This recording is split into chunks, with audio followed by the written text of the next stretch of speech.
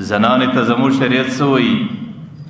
زنانه به اول ابتداء د کوره وځي نه بغیر د ضرورته، ځکه کور د دې دپاره د سکون ځای، د عزت ځای، د حفاظت ځای هغه د خاوند کور دی. د دې زندګي به د خاوند په کور کې تېرېږي. لیکن که چیرې یو زنانه د خاوند د کوره سره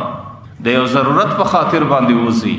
نو بیا خو د هغې دپاره بهترینه طریقه دا ده چې دا به په چادري کې او دا به په فرده کې او دا به په داسې محفوظ لباس کې د باندې د کوره څه وځي چې په کومه لاره کې دا تېرېږي. د شریعت د طرفه دې ته دا تلقین دی چې په هغه لاره په درمیان کې به نه ځي، بلکې د هغه لارې په یو کونج کې به د دې تګ چې په کوم تګ باندې دا زنانه تګ کوي، نو د هغې زنانې تګ به په داسې شکل باندې نه وي چې خلک دې طرف ته متوجه سي او د دې د زندګۍ د عمر حصه معلومه کړي چې دا ځوانه زنانه ده، دا بوډۍ زنانه ده، دا د فاخه عمر زنانه ده او دا د کچه عمر زنانه ده. نو بیا به دا د خپل تګ هم په حفاظت کې کوي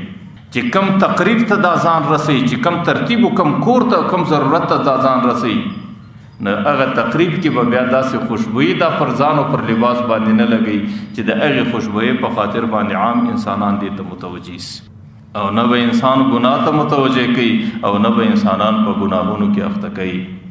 حضرت ابو موسی اشعری رضی الله عنه به ویل چې زما دا فضا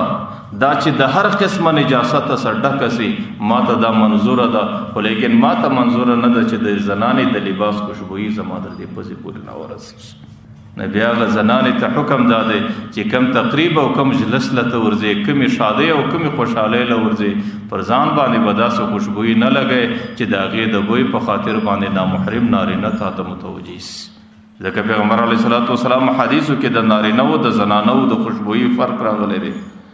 نارینه به داسې خوشبویي لګي چې د هغې بوی ډېر زیات او رنګ یې ډېر کم وي،